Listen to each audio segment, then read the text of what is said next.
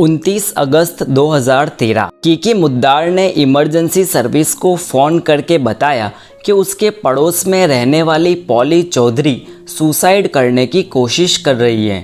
Paramedics जब उस पते पर पहुंची तो देखा कि पॉली अपने बेडरूम में अपना सिर पकड़कर बैठी हुई रो रही है। उसके ऊपर अभी तक फांसी का फंदा लटका हुआ था। बगल के बेडरूम की फर्श पर 8 साल की आयशा अली की लाश पड़ी हुई थी। आयशा के बदन पर सिवाय एक अंडरवेयर के कोई कपड़ा नहीं था। उसके बदन पर 50 से ज़्यादा ज़ख्मों के निशान थे, जिसमें से कई सारे काटे जाने के निशान तक थे। आयशा की लाश इस कदर ठंडी हो चुकी थी मानो उसकी मौत को कई अरसा बीत गया हो। साथ ही पुलिस को पॉली के हाथों लिखी एक सुसाइड नोट मिली, जिसमें पॉली ने लिखा था कि उसकी बेटी आयशा की मौत के लिए वो खुद जिम्मेदार है। पहली नज़र में पुलिस को यह अंदाज़ा हुआ कि पॉली चौधरी ने ही अपनी 8 साल की बेटी को मारकर फिर खुद सुसाइड करने की कोशिश की हो, पर कहानी कुछ और ही थी, जो कि असल में काफ़ी डरावनी थी। इस 8 साल की मासूम की मौत का कारण था एक घिनौना लेस्बियन रिश्ता, जलन, अंधविश्वास और डर। आखिर किसने और क्यों मारा इस मासूम सी नन्ही जान को? आइए देखते हैं आज के इस वीडियो में।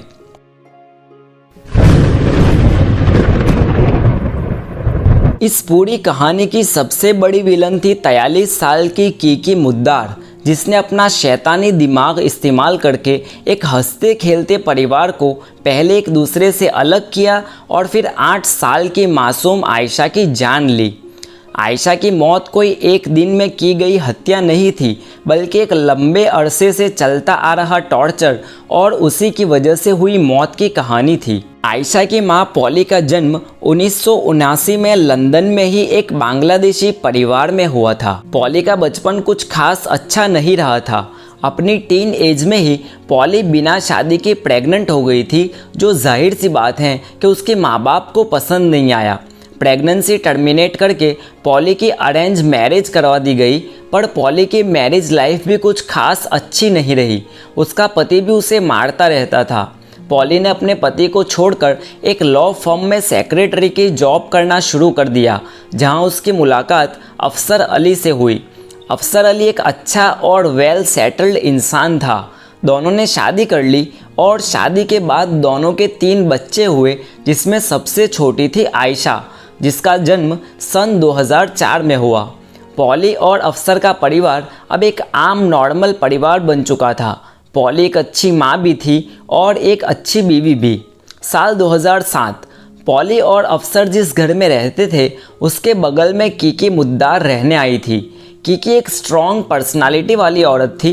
वो अकेली रहती थी। उसके परिवार के बारे में किसी के पास कोई जानकारी नहीं थी। कीकी ने धीरे धीरे पॉली और उसके परिवार से दोस्ती और हमदर्दी बढ़ाना शुरू कर दिया, पर पॉली का अपना खुद का परिवार था। उसे अपने पति और बच्चों की जिम्मेदारी भी निभानी थी, पर अकेली रहने वाली कीकी पॉली को मन ही मन अपना मान चुकी थी। उसे पॉली से नज़दीकी चाहिए थी, पर उसके लिए पॉली का परिवार उसके और पॉली के रिश्ते के बीच की दीवार थी। जब कीकी को लगा कि पॉली उससे ज़्यादा अपने परिवार पर फोकस्ड है, तो उसने अपना शैतानी दिमाग का इस्तेमाल किया।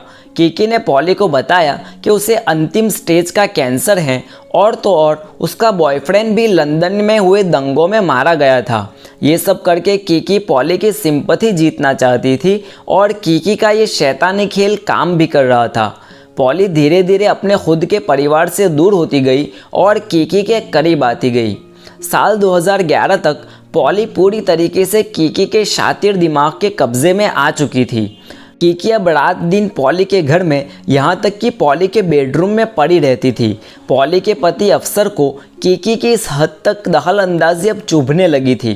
उसने अब अपना घर बदलने का फैसला कर लिया, जो कि पॉली को और कीकी को ज़रा भी मंजूर नहीं था। जब कीकी को इसके बारे में पता चला, तो वो अपने कैंसर का बहाना बनाकर पॉली के घर कुछ दिनों तक रहने के लिए आ गई। कुछ ज़्यादा ही दिन हो गए पर कीकी जाने का नाम नहीं ले रही थी। ऐसे में एक दिन जब अफसर अपने काम से लौटकर घर आया तो उसने देखा कि पॉली और कीकी उसी के बेडरूम में उसी के बेड पर सोए हुए थे। जब अफसर अपने बेडरूम में गया तो पॉली ने उसे बताया कि अब कीकी पॉली के साथ ही उसी के बिस्तर पर सोएगी, क्योंकि कीकी की तबीयत अब अच्छी नहीं थी। पॉली ने अफसर को ड्राइंग रूम में सोने के लिए भेज दिया, पर इसके बाद पॉली और अफसर का रिश्ता कुछ खास बचा नहीं। पॉली और अफसर ने अब एक दूसरे से जुदा होने का फैसला कर लिया। साल 2013 में पॉली अपने दोनों छोटे बच्चों को लेकर अलग रहने के लिए चली गई। कुछ ही समय में कीकी भी उनके साथ रहने को आ गई। पॉली को अपने पति से जुदा करके कीकी एक जंग तो जीत चुकी थी, पर उस तानाशाही औरत के लिए सिर्फ इतना काफ़ी नहीं था। उसे पॉली के तन, मन और बदन पर पूरा अधिकार हासिल करना था। आयशा के मर्डर की जांच करते हुए पुलिस ने सबसे पहले पॉली चौधरी को गिरफ्तार तो कर लिया, पर पॉली की सुसाइड नोट और आयशा की ऑटोप्सी रिपोर्ट एक दूसरे से मैच नहीं हो रहे थे। पॉली ने अपने सुसाइड नोट में लिखा था कि बाथ टब में गिरने की वजह से आयशा बेहोश हो गई और उसे सांस लेने में दिक्कत होने लगी, जिसके बाद आयशा की परेशानी उससे देखी नहीं गई और पॉली ने खुद अपने हाथों से अपनी बेटी का गला दबाकर उसे मार दिया। पर ऑटोप्सी रिपोर्ट में कुछ अलग ही दास्तान थी। ऑटोप्सी रिपोर्ट के मुताबिक आयशा की मौत दम घुटने से नहीं बल्कि सर पर चोट लगने की वजह से हुई थी। आयशा के सर को किसी दीवार या फर्श पर जोर से कूटा गया था और तो और आयशा के बदन पर 50 से ज़्यादा घाव थे, जिसमें से कुछ काटने के घाव और कुछ जलने के घाव तक थे। आयशा की मौत की गहराई से जांच करने के लिए पुलिस ने पॉली का फ़ोन और लैपटॉप अपने कब्जे में लिया। यहीं से एक बड़ा सा झूठ और साजिश का पर्दाफाश होने वाला था। पॉली अपने फेसबुक अकाउंट पर लंबे अरसे से किसी जिम्मी चौधरी नाम के शख्स से बातें कर रही थी। पॉली और जिम्मी की चैट से पुलिस को पता चला कि पॉली और जिम्मी एक दूसरे से प्यार करते थे। उतना ही नहीं, दोनों एक दूसरे से शादी करके अपने बच्चे तक पैदा करना चाहते थे। हालांकि दोनों अभी तक एक बार भी एक दूसरे से मिले नहीं थे, पर इन दोनों के बीच हो रही बातचीत काफ़ी अजीब सी थी।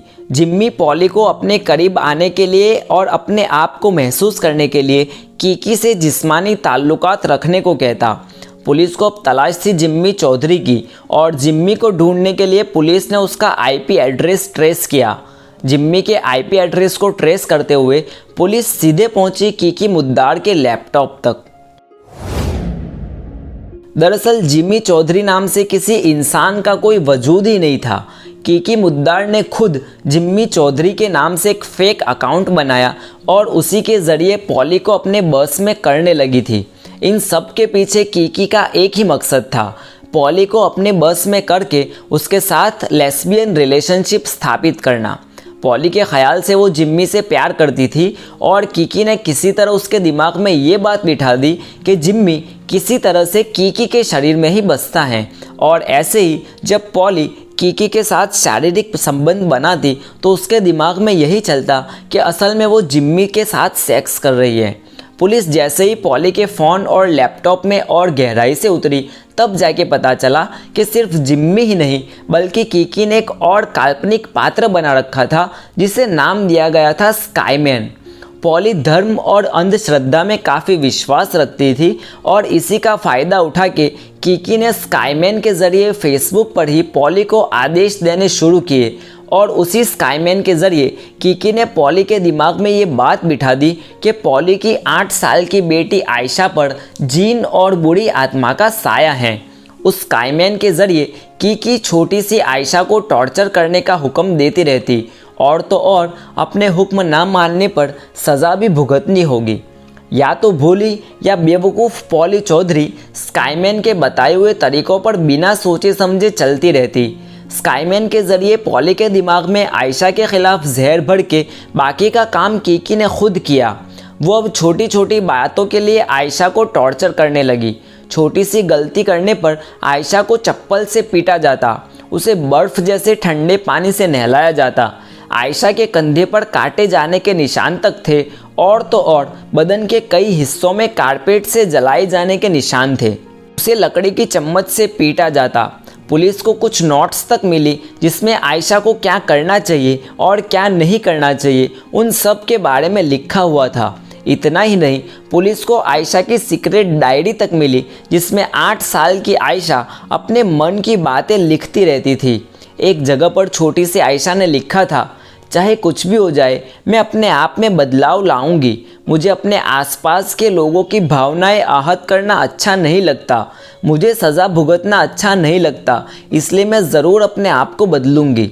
जुलाई 2013 जब आयशा के स्कूल का समर वैकेशन होने की वजह से आयशा पूरा दिन घर में ही रहने लगी थी और कीकी को आयशा की हाज़िरी से ही नफ़रत थी।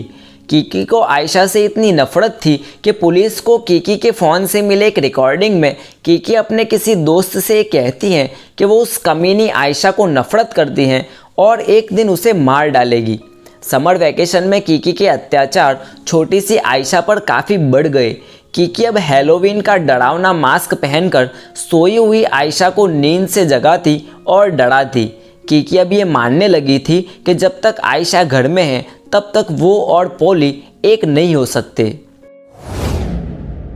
पुलिस की इन्वेस्टिगेशन टीम ने अपनी जांच के हिसाब से जो क्राइम सीन बनाया उसके हिसाब से आयशा की मौत 28 या 29 अगस्त के दिन तब हुई थी जब दोनों औरतें साथ में उसी घर में हाजिर थी। हालांकि कीकी आयशा की मौत के वक्त घर में हाजिर होने को मना कर रही थी, पर सीसीटीवी फुटेज और मैसेज टाइमिंग के हिसाब से पुलिस ने यह अंदाज़ा लगाया कि दोनों औरतें उस वक्त एक साथ ही थे। हालांकि ये कभी कंफर्म नहीं हो पाया कि आयशा को वो आखिरी घाव किसने दिया जिसकी वजह से उसकी मौत हो गई, पर आयशा की मौत के लिए दोनों औरतें बराबर की जिम्मेदार थी। पोली को तो पुलिस ने पहले दिन ही गिरफ्तार कर लिया था। कीकी को आयशा की मौत के करीब 1 महीने बाद 1 अक्टूबर 2013 को पुलिस ने गिरफ्तार किया।